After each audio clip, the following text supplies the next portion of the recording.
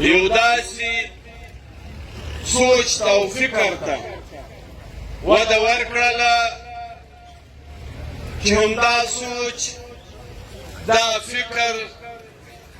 د ورورولۍ د افغانیت د پښتونولۍ د هر افغان د هر پښتون که په لر کې وو که په بر کې وو که په نړۍ کې په غرب کې وو او که په شرق کې وو د دې سوچ خاوند وو د دې فکر خاوند وو خو د حالاتو د مجبوریو د ستړیاو کړاوونو د وجې چې ډېر څه په مغزو او په زړه پر لګرځېده پر ژبه یې نسو راوړلی دا ننګیالي غیرتي پښتني ښار د چمن ولس ټولو افغانانو ته ټولو پښتنو ته هغه سوچ هغه فکر چې په مغزو او په زړه یې ګرځېدی پر ژبې د قام او د وطن او د ولس په مخ کې ورته وړاندې کړئ. ګرانو وطنوالو، د ټولو د مخه زه ستاسو استقامت ته، ستاسو دې مېړانې ته، ستاسو دې صبر ازما جدوجهد ته په دواړو لاسو سور سلام کومه چې تاسو په کومه مېړانه په کوم عزم استقامت خپل دغه پر امر جدوجهد جاري او روان ساتلی دی. ګرانو وطنوالو، په دې به نه مایوسه کېږئ چې دا شپه اوږده سوې ولیده یا دا تر پاوکم دوې میاشتې رسېدلې ده په نتیجه ولې رسېدلي. ګورئ پښتنو افغانانو ورونو، دې ته بدقسمتي ووایو، بدبختي ووایو چې موږ د یو داسې ریاست په باونډرۍ کې ژوند کوو، د یو داسې ملت په نامه ژوند کوو چې هلته هر څه شته خو انصاف نشته، هلته هر څه شته خو حق نشته، هلته هر څه شته قانون نشته، هلته هر څه شته آیین نشته، هلته هر څه شته د بنیادي انساني حقوقو خیال ساتل نشته، هلته هر څه شته د چا د روزګار خیال ساتل نشته،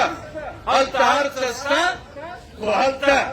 د رشتو د پاللو اجازت نشته، د ورورولۍ ساتلو اجازت نشته. نو ځکه چې د دې ریاست په دې باونډرۍ کې دننه زموږ هر کار د وینو په سودا، هر حق د شهادتونو په بنیاد، هر حق چې موږ ترلاسه کړی دی د جیلونو د لارې، هر حق چې زموږ د ولس موږ ترلاسه کړی دی په جلاوطنۍ ترلاسه شوی دی. نو په دې به مایوسه کېږو نه، بلکې په دې باید خوشحاله شو چې یو داسې قامي تړون، یو داسې قامي پرلت، یو داسې قامي یووالی چې نن زموږ د روزګار د بندش څخه دې قام ته میلاو شو، د دې ظالم ناروا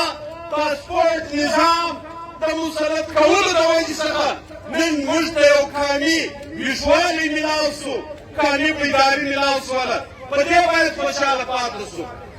تاسو خوشقسمته خلک یاست، د تاریخ په هغه ورقه کې چې سهار د افغانیت خبره کېږي، دا باونډرۍ 15 کاله یو رنګه وې، د هغه څه مخکې 100 کاله بل رنګه ولې چې ډېر شاته ولاړ شي 200 کاله مخکې یو رنګه ولې. دا په وخت و حالات قامونه په خپلو ویښوالي، په خپل جدوجهد، په خپلو کړاوونو قربانیو بیا هم بدلوي چې د تاریخ هغه پړاو ته دا قام، دا وطن، دا ولس ووځي چې نوی پړاو وي، نوي سلسلې وي. نو په هغه تاریخ کې به د چمن ننګیالي ولس دا یووالی، دا اتفاق دا ورورولي دا به په هغه الفاظو لیکل کېږي چې بنیاد به د هغه لیکنې دا تاریخي پرلط او درنه یووالی او ورورولي به په سر کې پکې لیکل کېږي. تاسو په دې فخر وکړئ، تاسو په دې خوشحاله شئ ګرانو وطنوالو چې نن تاسو په یو پرامن جدوجهد په یو لوی افغانیت په یو لوی پښتونوالي باندې کام راویښ کړی دی. دشمن ته مو یووالی ورښکاره کړی دی، دشمن مو په خپل کور کې ناکراره کړی دی. په دې خوا مه بدوئ چې دا غلام میډیا دا چې یو ټیکر د قانونو د یو سیکنډ دپاره نشي چلولی چې دا موږ ته کوریج ولې نه راکوي. نن شکر الحمدلله زموږ داسې قامي ځوانان د هغوی خپل داسې د سوشل میډیا پیجونه چې د دوی د دغه غلام میډیا یو وار نه زر وار نه په لکونو وار زیات دنیا ته زموږ دغه حقیقي لارښوونه دغه حقیقي حق غوښتنه دا ډېره د هر چا سپینه او صفا ښکاره کوي. ګرانو وطنوالو تاسو په دې اطمینان او تسلي وساتئ چې ستاسو دغه ژغا نن پر ټول وطن ستاسو په حق کې ولسونه پورته کوي، قامونه پورته کوي، ګوندونه پورته کوي. ستاسو دپاره په ټوله جنوبي پښتونخوا کې په ټول وطن کې او کمپالو کمپرستو ګوندونو یو یو ښار ته یو سړي ته ځان او د دولت ته مطالبو سره د پاسپورټ د ناروا نظام په خلاف زموږ د ورونو افغانانو سره د ناروا چال چلن په خلاف اواز پورته کړی. ریاست او د هغه ټول قوتونه هغه ټول سهولتکاران چې په هر شکل او په هره ژبه باندې په دې کام کې ګرځي هغې چلنج کړي دي. نن په ټوله جنوبي پښتونخوا کې نن په ټول وطن کې د ملتپاله قامپرستو وطنپرستو ګوندونو ستاسو په حق کې په هر ښار کې مظاهرې دي، په هر ښار کې جلسې دي. دا ډېره لویه خبره ده چې د چمن د پرم له ولس سره د چمن د پرم له قامه سره ټول قام ولاړ دی، ټول وطن ولاړ دی. په غرب او په شرق کې ستاسو دغه حق غوښتنې ته هر سړي په حقه ویلي دي، هر افغان په حقه ویلي دي. دا روزګار غواړي، دا تجارت او دا ناروا پاسپورټ نظام چې دوی مسلط کړی دي د دې غندنه کول غواړي. ګرانو وطنوالو موږ او تاسو خوشبخته په دې یو په داسې لاره کې په داسې جدوجهد کې چې ستا ضمیر وایي ته پر حق یې، ستا دین تا ته د حق لاره درښیي، ستا اسلام تا ته د حق لاره درښیي. د دې هر ساعت عبادت دی، د دې هر څاڅکي وینه د شهادت اعلی مرتبه ده. د دې دپاره هر ګام هره روپۍ خرڅول تر دې غټه د خدای په حضور کې د قبولیت بله لار نشته. موږ د دې ریاست سره موږ د دې واکدارانو سره سپینه او صفا خبره په هر دلیل او منطق کې ښوول غواړو. که چیرې دا پاسپورټي نظام چې تا ته شپږ اویا کاله بعد په یاد راغلی دی نو دا تا د 14 اګست 2024 څخه په دویمه ورځ په دویمه میاشته په اول کال په دویم کال ولې نه مسلط کوئ؟ تا ته د تاریخ په یوه معاهده کې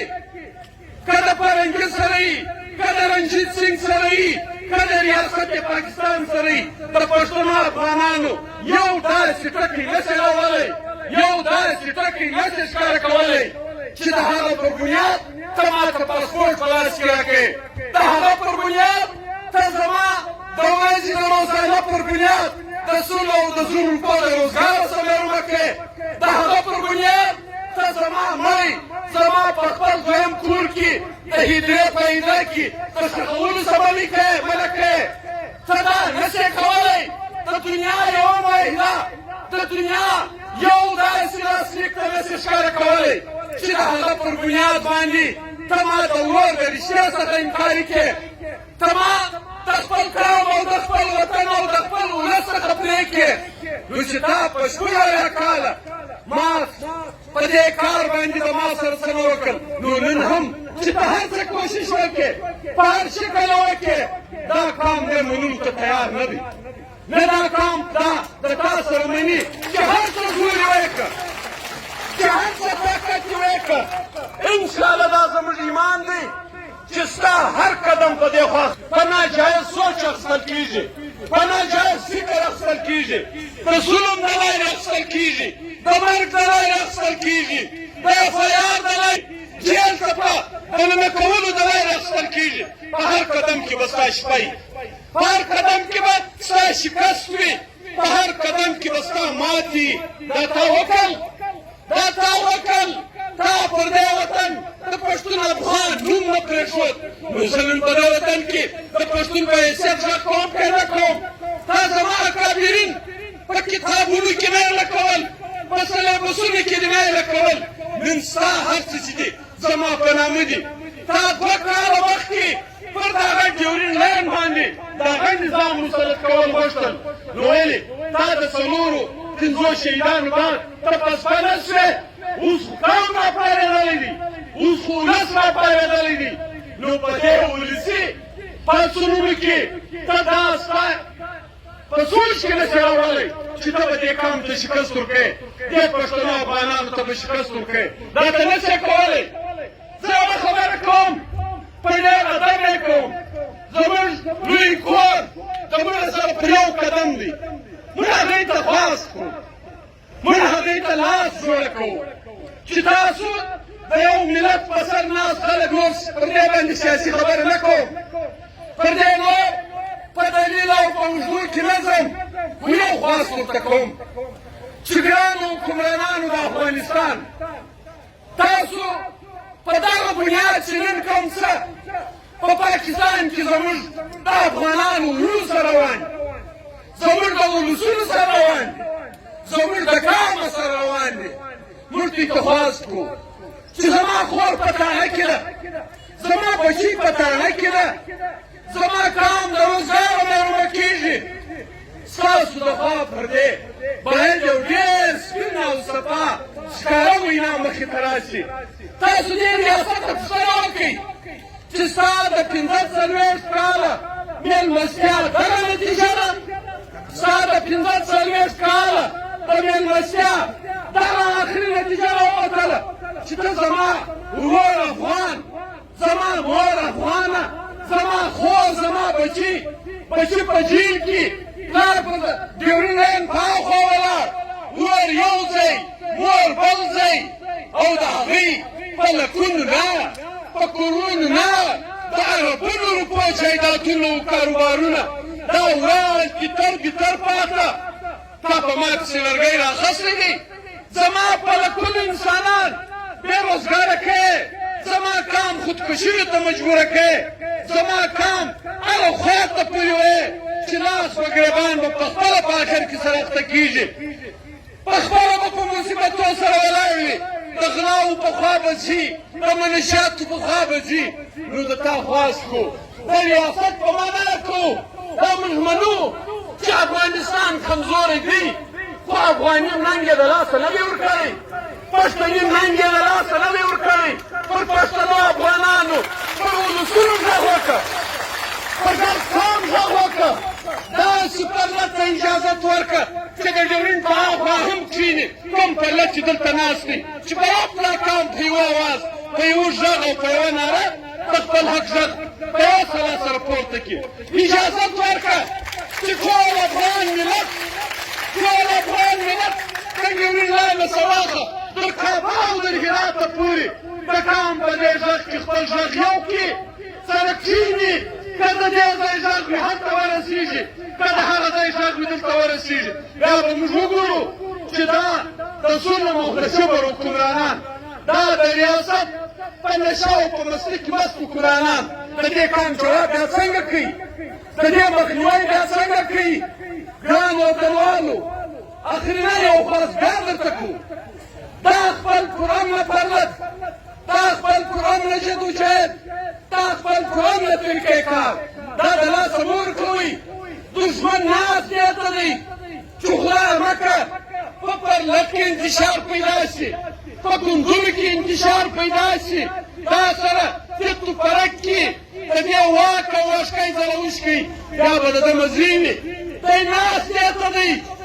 دی په انتظار دې ته دی چې په دې پرلت کې یو داسې عمل وشي چې ده ته د ټک جواز میلاو شي، ده ته د یو چا د وینو تویولو جواز میلاو شي. دی دا کام منتشر کول غواړي، دی دا کام یو د بله بېلول غواړي، دی دا قومي اتفاق ختمول غواړي. د هغه ذمهدارې کمیټې څخه د پرلت په مداخواست وي چې دوی په ډېره منظمه ښایسته طریقه د هر هغه پروپیګنډې، د هر هغه سازش چې پرلت ته نقصان رسېږي، قومي یووالي ته نقصان رسېږي، قومي اتفاق ته نقصان رسېږي، د دې مخنیوی وکړي، په هغه چا غږ وکړي چې ته پښتون یې، ته افغان یې، ته د دې خاورې اوسېدونکی، د پرلت خلاف، د پرلت د ملګرو خلاف، د پرلت د ګوندونو خلاف غلط پوسټونه مه کوئ، غلطې پروپیګنډې مه کوئ، په غلطه طریقه خلک یو د بله سره مه باسئ. که ستاسو دا اتفاق و، ستاسو دا ورورولي وه، دا د امن او د ورورولۍ په لاره روان طریقې کار و، د جهان یو قوت، یو طاقت ستاسو مقابله بیا نشي کولی. دا په یقین ومنئ، دا په هغه تسلي چې منئ ومنئ، ستاسو مقابله بیا څوک نشي کولی. ګرانو وطنوالو، په اخر کې وار بیا دې ټول ملت ته، د دې ټولو اوسېدونکو ته په دغه پښتني ننګ، په دغه افغاني ننګ د پرلت ټولو آل پارټیز رغړي تاجر اتحاد یو ملګري په دې پرامن جدوجهد، په دې لړ کې د هر هغه چا په هر شکل، هر څومره مرسته او کومک چې د هرې لارې، که د شرکت د لارې وي، که د جلوس د لارې وي، که په هر شکل وي در دې ځای ځان رسولی وي، که مالي مدد وي، که د میډیا ملګري وي، د هر اړخ هر چا په هر شکل چې د دې قومي اتحاد، د دې قومي یووالي، د دې لوی افغانیت او پښتونوالي په شا کې درېدلي دي. د زړه له تله سلام ورته کوم، دا یووالی، دا اتحاد د لوی الله څخه داسې غوښتنه کوو لکه څنګه چې پلمان کوو چې دا د الله بریالی، دا دې په خپل حق د لارې خپل منزل ته، په خپل هدف ته په ننګ او په پښتو، په دین او په اسلام ورسي. ډېره مننه، خوشحاله اوسئ، یو جهان مننه.